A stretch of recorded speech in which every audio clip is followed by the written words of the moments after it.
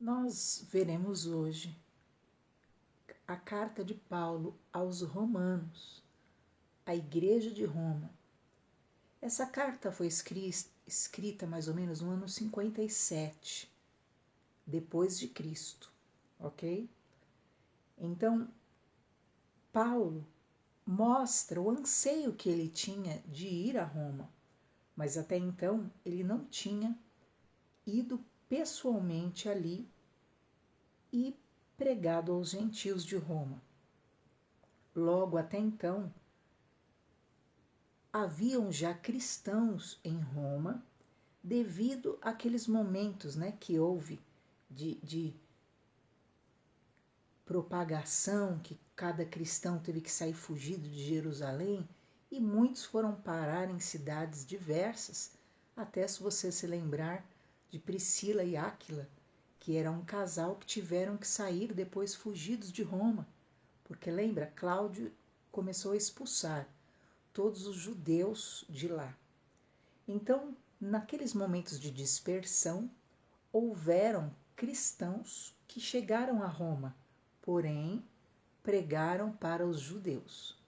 E aqui nessa carta de Paulo para a Igreja Romana, nós vamos ver as preocupações dele, que depois, infelizmente, se tornaram motivos reais, motivos de grande dificuldade nós avaliando a Igreja Romana, porque essa Igreja de Roma ainda estava ali no início com os judeus.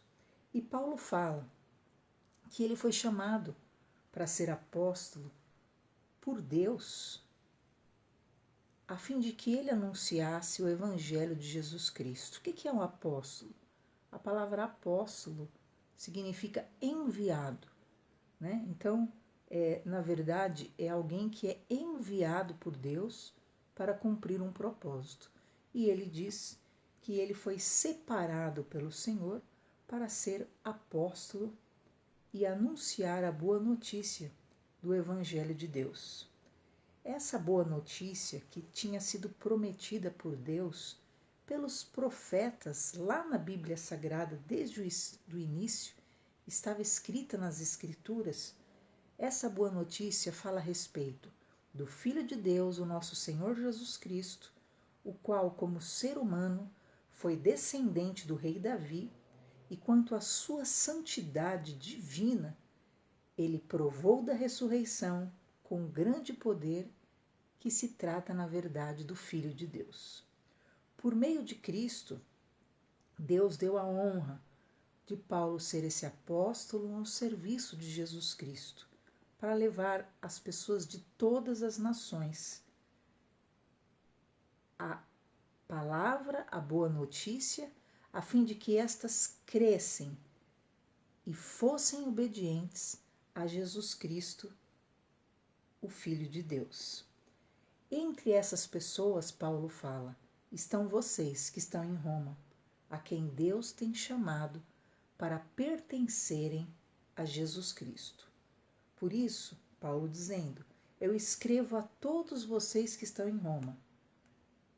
Todos vocês, Deus os ama e tem chamado vocês para serem um povo dele. Que a graça e a paz do nosso Senhor Jesus esteja com vocês. Paulo começa ali então a se apresentar à Igreja Romana. E então ele diz, em primeiro lugar, por meio de Jesus Cristo, eu agradeço ao Senhor porque a fé de vocês está sendo conhecida no mundo inteiro. Então, o Evangelho lá em Roma, desde o início, já encontrou pousada em muitos corações. E a fé que havia neles era comentada em outros estados, em outros países, em outras cidades, né? Todos comentavam a respeito da fé daquele povo romano. E diz então Paulo falando que ele serve a Deus de todo o coração, anunciando esse testemunho do Filho de Deus e dizendo a verdade. e ele declara que queria muito conhecer os cidadãos romanos. Perceba, ele ainda não tinha conhecido, ok? Mas ele não sabia, na verdade, se ele sairia livre de Jerusalém, né? Ele não sabia se ele sobreviveria a toda aquela perseguição de Jerusalém. Embora, quando ele escreve a carta, ele está em Coríntios. Mas nós sabemos, né, o fim, porque nós lemos o livro de Atos inteiro e nós vimos que, por fim, Paulo conseguirá, sim, chegar a Roma. E nesse momento, ele fala àquele povo que ele tem desejo de conhecer, mas ele ainda não conhece, que tem muita fé, que abraçaram o Evangelho. E ele fala: eu gostaria que o meu trabalho produzisse muitos resultados entre vocês, como tem ocorrido entre os não-judeus de outros lugares, porque eu não me envergonho do Evangelho de Jesus Cristo, porque é o poder de Deus para a salvação de todo aquele que acreditar. E nesse momento Paulo fala: eu estou disposto a ir anunciar o Evangelho a vocês que estão em Roma, pois o meu dever é pregar tanto a bárbaros quanto a civilizados. Ele diz, tanto a sábios como a ignorantes. Eu fui chamado para anunciar o Evangelho do Senhor, nosso Deus. E ele então começa a declarar que é no Senhor Jesus que é manifesta a justiça de Deus e o justo viverá da fé. E é muito interessante essa frase, né? O justo, ele vive da fé. Ele não anda pelo que ele vê, ele anda pelo que ele crê, pelo que ele acredita, no que Deus pode fazer na vida dele. E então Paulo fala do poder da fé, desde o início já, para aqueles romanos. Mas então você vai ver que de forma muito sábia e espiritual, Paulo começa a ministrar aos romanos acerca de coisas que nós sabemos que séculos depois passaram a ter um poder muito grande sobre eles. E Paulo então diz: do céu se manifesta a ira de Deus sobre toda impiedade e toda injustiça dos homens que detêm a verdade em injustiça. Então ele começa a anunciar que o Senhor realmente manifestava a sua ira sobre todo aquele que retinha impiedade, que retinha injustiça, ao invés de dar ouvidos à verdade de Deus.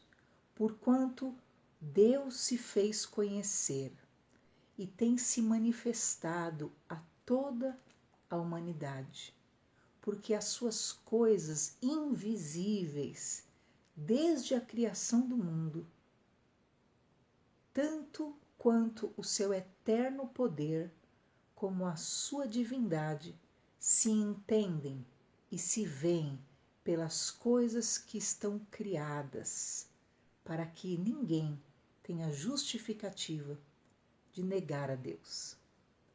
E Paulo então começa a falar aos romanos do poder da fé e que o homem é indesculpável quando fecha o seu coração e nega a Deus, porque Deus se revelou à humanidade através da sua criação. Tudo que Deus criou, na verdade, vai falar sobre Deus. Toda a criação do Senhor vai testificar daquilo que é a soberania, a grandeza e o poder do nosso eterno Senhor. E então ele continua dizendo, porque tendo conhecido a Deus, a humanidade não tem glorificado o Senhor como Deus.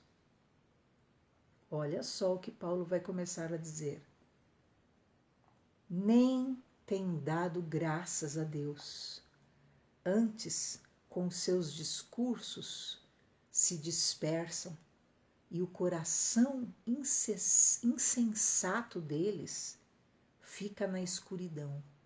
Então, Paulo está falando que a humanidade tem se negado a reconhecer o Senhor. A humanidade tem se negado a ver Deus na grandiosidade da sua criação, porque Ele tem se revelado a todo ser humano pelas suas obras maravilhosas. Mas o ser humano tem o quê? Negado a justiça, tem preferido a impiedade e tem se afastado do conhecimento do Senhor. E nisso elas são indesculpáveis. Porém, com seus discursos, Paulo fala, eles se tornam o quê? E obscurecidos no entendimento, quer dizer, com a mente escura, sem verem o óbvio de que o Senhor é o Deus que criou todo o universo. Dizendo-se sábio, tornaram-se loucos.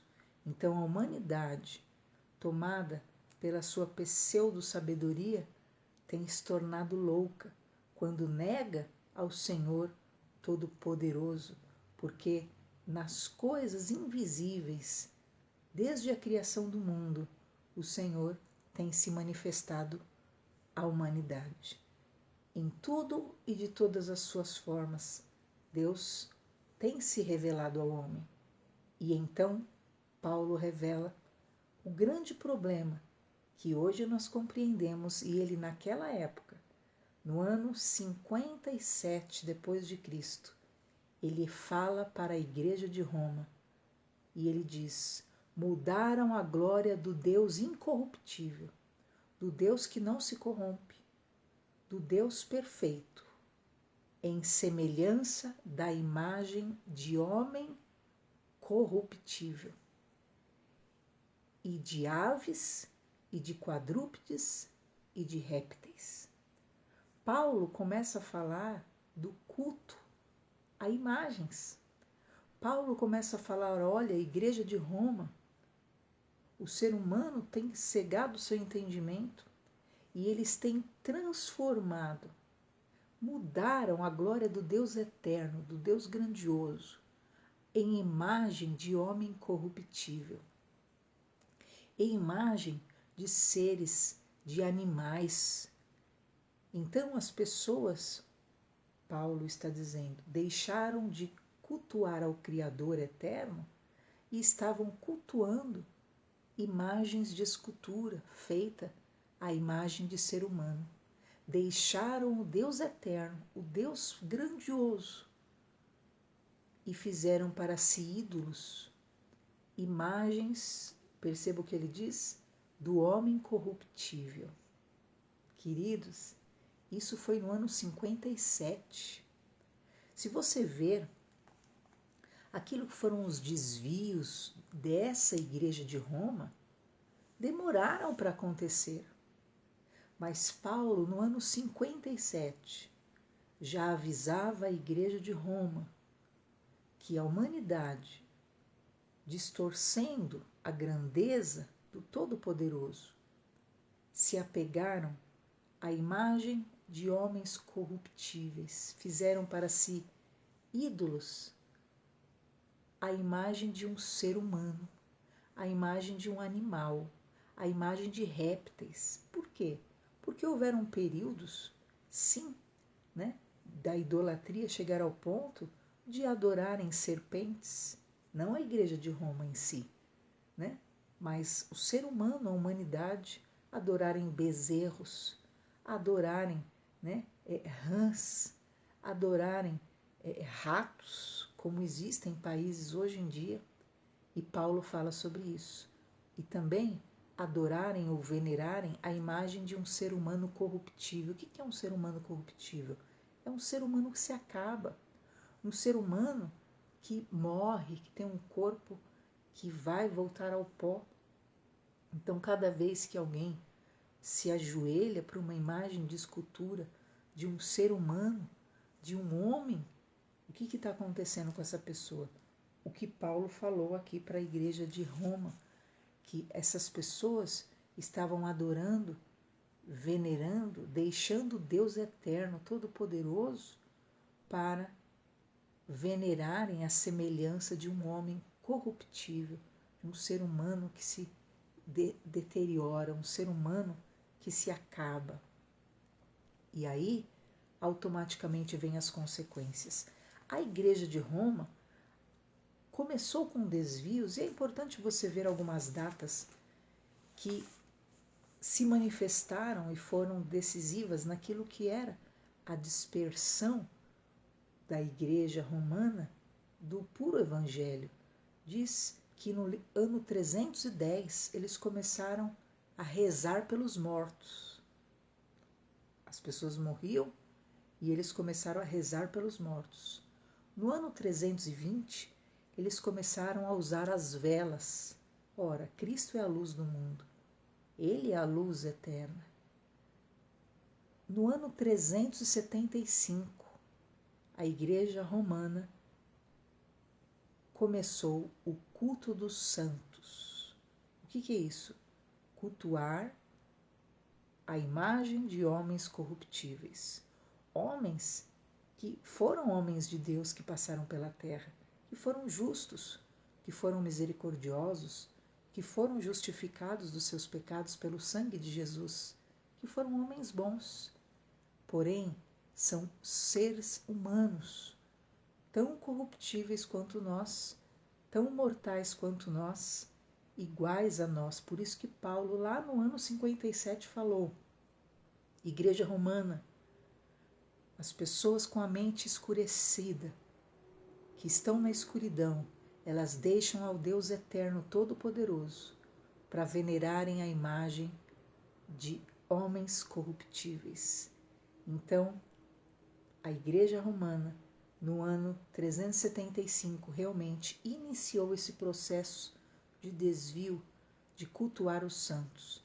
Então, era a imagem de um homem que morreu, corruptível, de um corpo corruptível, e ali as pessoas se ajoelhavam e serviam aquela imagem, e serviam aquele santo, né, com as suas velas, com o seu cafezinho, né, com o seu choro, com as suas lágrimas, com as suas petições. No ano 431, iniciou na Igreja Católica Romana o culto à Virgem Maria, também um ser humano, a imagem de todo humano que é corruptível. No ano 503, a Igreja Católica Romana introduz o que? A doutrina do purgatório. Até então, não havia essa invenção do purgatório. É céu ou inferno, conforme a Bíblia Sagrada nos ensina. No ano 600, Bonifácio III se declarou bispo universal, ou seja, o Papa, que ele era aquele que era o Papa universal. Por isso que a Igreja Católica, o católico simboliza universal. Até então era a Igreja Cristã de Roma, mas então passa a ser a Igreja Católica Apostólica Romana. No ano 606 é determinada a obrigação de beijar os pés do Papa. No ano 783 se institui a adoração de imagens e de relíquias. É instituído aquilo que Paulo falou lá no ano 58, avisando a Igreja de Roma. No ano 783 é estabelecida a adoração de imagens e das relíquias. No ano de 890, inicia-se e se institui o culto a São José. No ano 993, ocorre a canonização dos santos. O que é o culto a São José? O que é o culto a São Tomé? O que é o culto a São João? O que é? Nada mais do que deixar a glória do Deus poderoso, magnífico, para venerar a imagem de um ser corruptível, uma imagem de um ser mortal. E Paulo avisou isso. No ano 1076 é instituída a infalibilidade papal, ou seja, o Papa não falha. Logo, tudo que o Papa decidisse, ninguém podia contestar, porque ele não falha, ele é perfeito, não é verdade? Então, no ano 1090, inventam o rosário.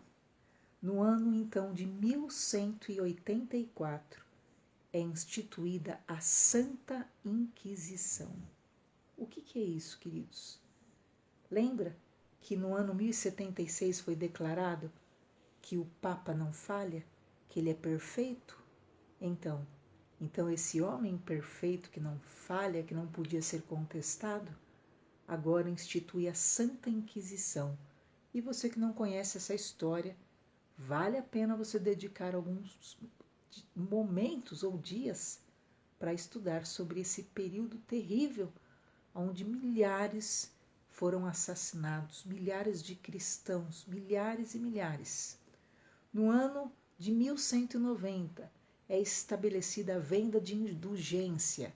Se alguém quisesse ser salvo, se alguém quisesse livrar um parente do inferno, se alguém quisesse livrar um parente do purgatório, bastava dar a sua indulgência, a sua oferta pelo seu familiar. E ali as pessoas passaram a comprar a salvação dos seus familiares e as próprias salvações.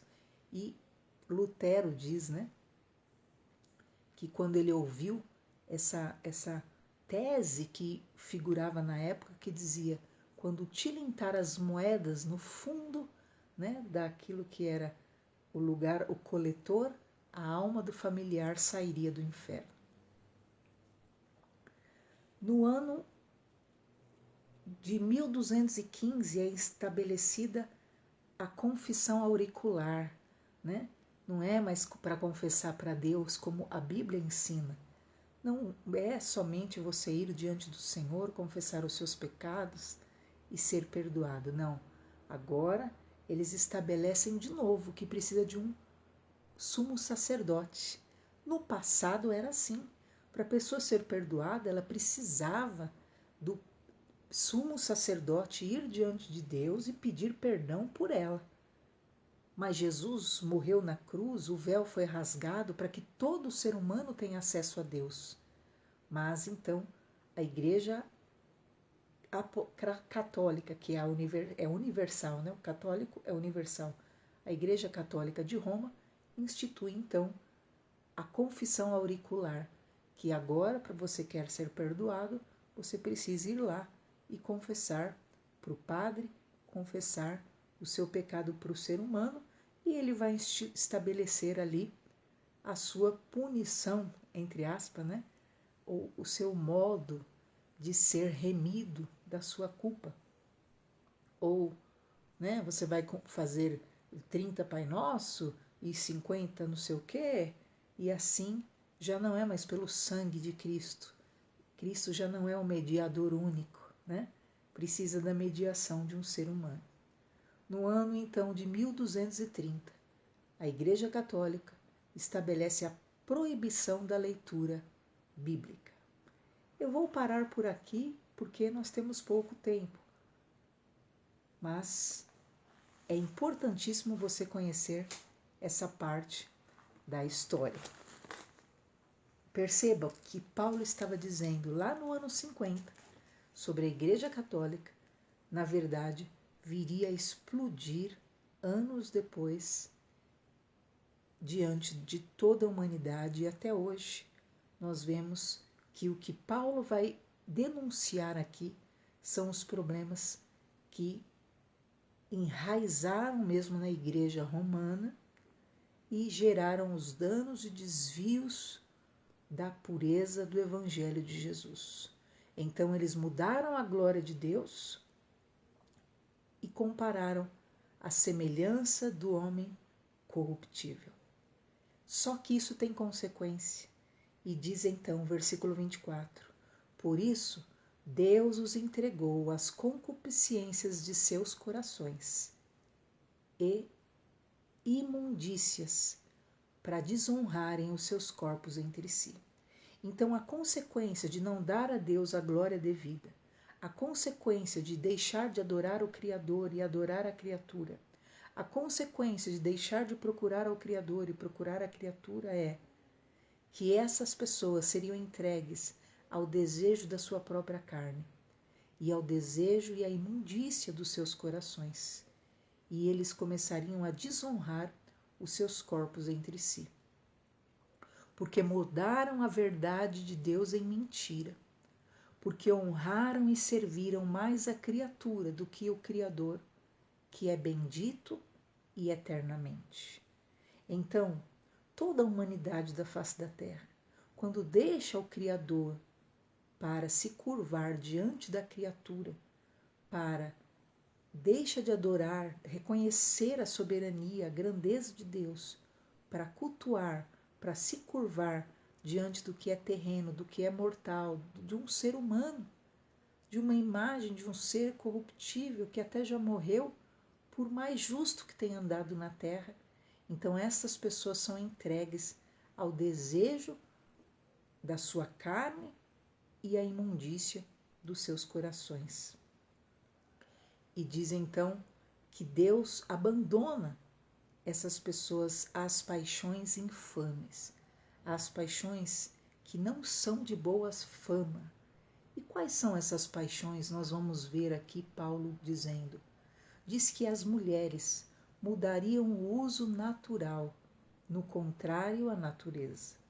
Então, aqui Paulo começa a dizer que as mulheres já não teriam prazer naquilo que era a sua vida saudável, sexual, com os seus cônjuges. Elas mudariam a sua natureza e o uso natural contrário à natureza. O que é?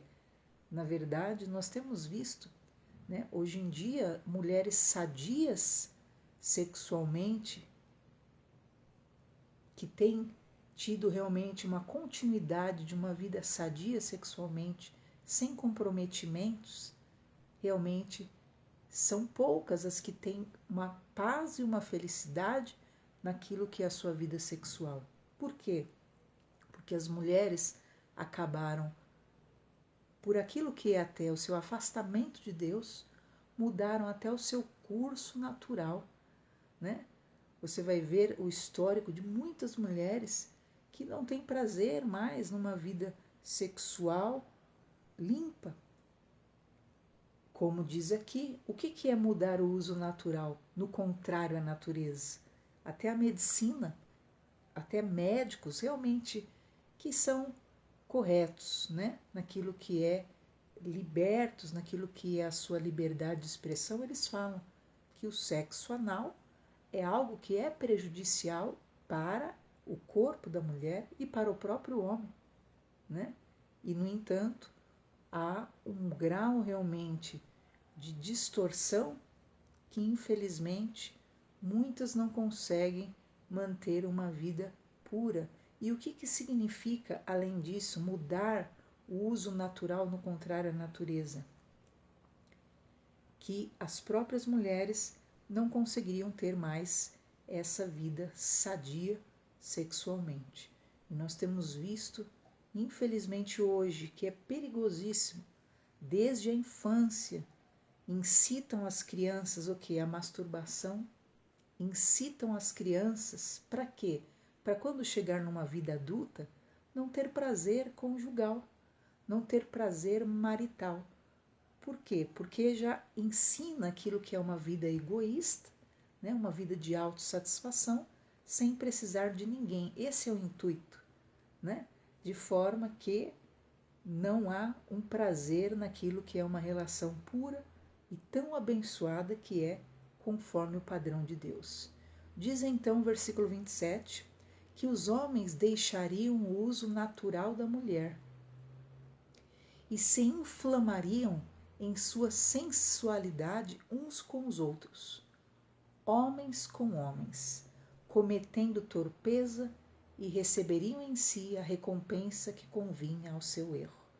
Então Paulo, isso no ano 57 depois de Cristo, ele diz também que os homens, eles deixariam o uso natural da mulher. eles não teriam prazer em ter uma relação sadia sexualmente, também com a sua mulher. Eles se inflamariam de forma sensual com outros homens e cometeriam todo tipo de torpezas e receberiam a recompensa, né? Na verdade, nós sabemos que toda essa imoralidade que tem acrescentado e crescido e se multiplicado e tem sido incentivada no mundo, ela gera doenças venéreas, ela gera doenças mortais, ela gera doenças terríveis para a própria humanidade. Então Paulo fala que o fato da pessoa não colocar Deus no devido lugar na sua vida, mas colocar o ser humano como o seu Deus ou aquilo que é mortal como prioridade na sua vida, afeta até a sexualidade da pessoa, porque a mulher não tem mais prazer naquilo que é uma vida natural sexual e o homem não tem mais prazer naquilo que é o uso natural, né, de uma vida sexual natural com a sua mulher.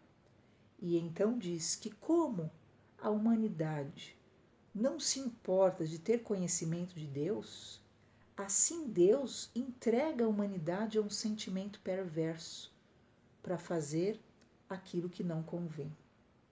Então, hoje, na verdade, está ocorrendo um grau de loucura, você vê, insanidade, né? As anomalias que você vê, que é divulgada e você vê anunciando de cunho sexual, são loucuras. Por quê? Porque cada vez o que acontece? Uma perversidade realmente. Então, ocorre todo tipo de perversão a ponto, né, daquilo que são abusos, daquilo que são violências, daquilo que são orgias terríveis, e o ser humano se relaciona com 3, com 5, com 8, e no entanto nunca se satisfazem. Por quê? Porque é um sentimento perverso que realmente vai se multiplicando naqueles que buscam em outro ser humano a sua satisfação. Porque o ser humano, a Bíblia diz que Deus colocou a eternidade no coração do homem, e o ser humano só se realiza realmente em Deus.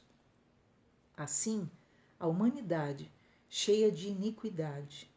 O que é iniquidade? É pecado cauterizado. É pecado em cima de pecado, que deixa de haver culpa. Né? Não há culpa, não há remorso, né? Não há nenhuma compreensão daquilo que é o limpo e o sujo. Diz, porque estão cheios de iniquidade, cheios de prostituição, cheios de avareza, cheios de maldade, cheios de inveja, cheios de homicídio, cheios de contenda, cheios de engano, cheios de malignidade.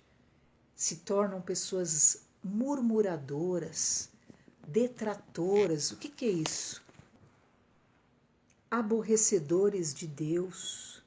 Hoje as pessoas têm prazer em difamar, em blasfemar Deus, têm prazer em xingar Jesus, em realmente, como diz aqui, aborrecedores de Deus, injuriadores, se tornam soberbos, presunçosos, inventores de males. Quer dizer, as pessoas criam meios de cometerem mais males e barbaridades, desobedientes aos pais e às mães, loucos, desleais nos contratos, sem afeição natural, irreconciliáveis, sem misericórdia.